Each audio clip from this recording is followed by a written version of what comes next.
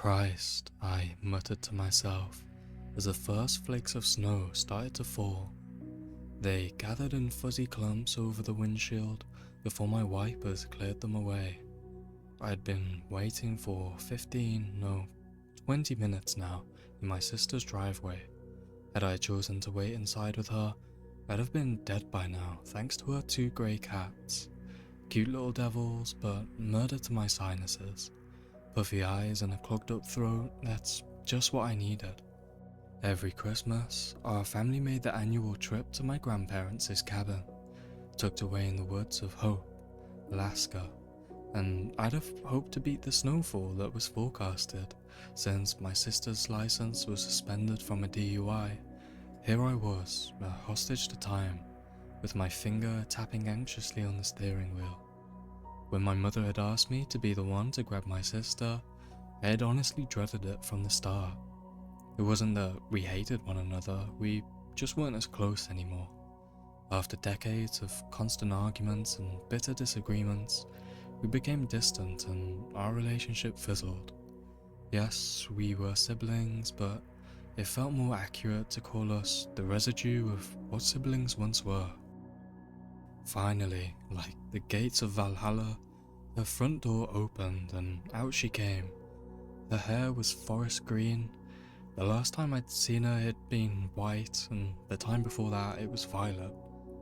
"Got everything?" I asked as she clambered her way into the passenger seat. "Mm-hmm," she responded as she adjusted her glasses and stuffed a few bags into the back seat. And just like that, we were off. Hope was about a 30-minute drive, and it didn't take long for the awkward silence to inflate between us. It didn't help that the radio didn't work in my car, and that the broken auxiliary port made your music sound like it was having a seizure. By the time we reached the turnoff for Hope Highway, the road was turning into a thick white sheet. Thankfully, on Christmas Eve night, the long stretch to Hope's small community was quick and vacant. The cabin was tucked away in a fortress of trees 5 miles off the main road. As I made the turn, my sister cracked the window, pulled out a blunt and lit it with her lighter. "Want a hit?" she asked. Snow crunched beneath us. Not while I'm driving. "It's a straight path, we're practically there already." She took a drag and blew it out the window. "I just want to focus on this, alright?" She huffed and pushed up her glasses. "If you're that worried, maybe slow down a bit then." And there was the jab. A piece of bait to lure me into another fight. But I wasn't gonna bite, not this time. She could live with us getting there faster. The drive was almost over, and soon I'd be in a warm living room with my feet up, a spiked eggnog in my hand, and Bobby Helms' Jungle Bells rock in the air. I could already hear Uncle Jed spouting off one of his crude jokes. "Why does Santa Claus have such a big—" "Dude," my sister shrieked, jabbing a finger in my side and whipping my mind back to the windshield. The car had just finished winding around the thick trail. The large body of a reindeer stood in our path, eyes wide open and blank. It didn't move as the high beams found it. Snapping into a panic, I twisted the wheel in a desperate swerve. The car veered greasily into the side of a fine spray of slush. The reindeer, also known as a caribou, remained still, even as the bumper soared inches from its nose. We came to a crunching halt off the main path. "Jesus," I sighed, blessed with relief. "Did we hit it?" "No," my sister said, leaning out of the window to check whilst exhaling another plume of smoke. I wound the steering wheel back around and pressed on the gas. The wheel shriveled in place, kicking up globs of sleet but not moving an inch. Perfect. I moaned and unfolded myself from the seat to check it out. The 2 front tires were caked in black slush and practically swallowed in a mound of snow. I kicked at it, trying to clear off the icy debris from the treads and beneath the wheel well. When that tired me out, I resorted to scraping it off with my fingers. "Screw off, Prancer," I heard my sister call towards the dark silhouette of the reindeer. its antlers like gnarled fingers reaching out for the treetops. Then she made a sort of startled yip, followed by a "what the fuck?" I looked up from the scrim of snow. The reindeer was now standing tall on both of its hind legs. It looked strange, like a silly caricature that you'd see in a kid's book. But out there, in the silence of the woods, it was a creepy image. The way its vague shape stood on just two legs held an almost human-like balance. For whatever reason, I realized that it didn't have a tail. Its muscular neck craned to the side and let out an ululating scream, a miserable squeal of metal grinding against metal. My legs were ice sculptures, cementing me to the spot as the shriek quieted to a succession of wet grunts. The reindeer dropped down to its original posture and stomped heavily. Puffs of white vapor and strings of snot vented from its nostrils. I was no hunter, but it didn't take a lot to tell that we pissed off this animal and it was about to charge.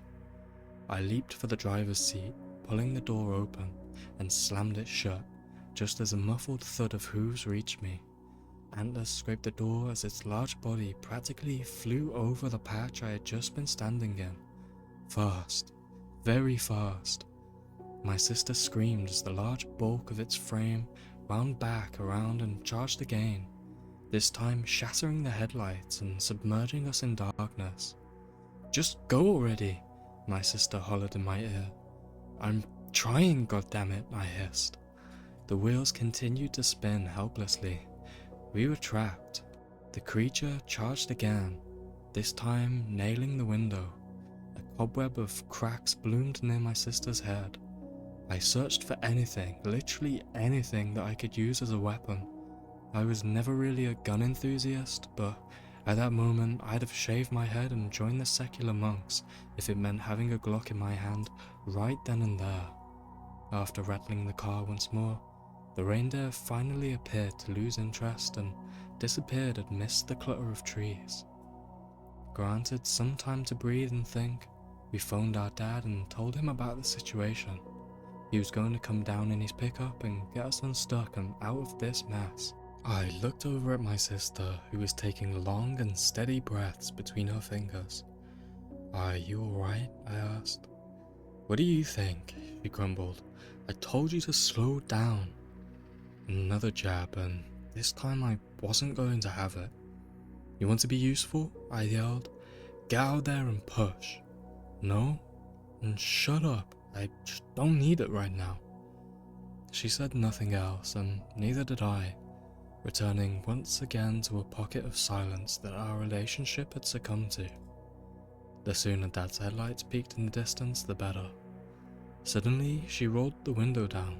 "What are you doing?" I asked. "Shh." She pursed her lips. "Just listen." Humoring her, I waited, and sure enough, the sound reached me too. The quiet voice of a little girl coming from outside. "Somebody," it whimpered. I'm lost. Please help me. I'm lost." My sister unlocked the door and motioned it to open. I grabbed her wrist. "What are you doing?" she snapped. "There's someone out there." "Just wait a second. It's weird, isn't it?" The voice continued to whine, choking between sobs and pleading for someone, anyone to help her. I didn't like the way it sounded. The same lasting drawl between words. The same weeping sounds, like someone was hitting repeat on a speaker. Something wasn't right, and my instincts were hoisting red flags left and right. Then my sister looked at me, and her expression warped into shock. She flung back, pinning both shoulders against the interior. Things that sounded like words bubbled up, but didn't quite make it out of her throat. I turned and saw what was looking at me. It had the face of a man, surrounded by the mottled fur of a caribou's body. The skin was a mummified brown color, wound tightly around its long skull like old crinkled leather. Snowflakes landed upon its wide, expressionless eyes, and melted into the dark membranes of its pupils. It circled the car, bobbing its antlers and fogging up the windows as it peered inside. My heart shook the walls of my throat. I locked eyes with my sister, unable to say anything behind the sheer disbelief. I should have grabbed my phone, snapped a photo, recorded a video, anything, but my thoughts jangled. It then let out that same horrible scream, but I didn't see its tight, contorted lips open. The sound was coming from its neck. Small, fleshy orifices, flapping open like mouths, were converting the high-pitched shrill into the mimicked cry of a little girl. "Help me, I'm lost, help me." Headlights glazed the area. My father's pickup truck came into view, paving its way down the path. The reindeer, or whatever the fuck it was, ran off, vanishing once again into the snow-covered thicket. Nobody believed us. Why would they? If anybody had told me that story, I would have assumed that they just hopped up on some crazy psychedelic.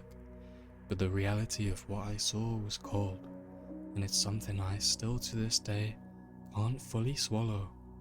Instead of sleeping that night, my sister and I did some research that led us to the myth of skinwalkers, beings of some sort, capable of mimicking voices and disguising themselves as animals to lure people into the woods.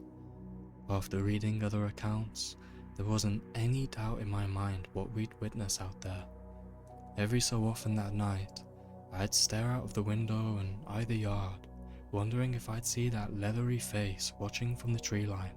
Neither I nor my sister ever made that trip again, much to the frustration of my family. But there was a silver lining. She and I had never been closer.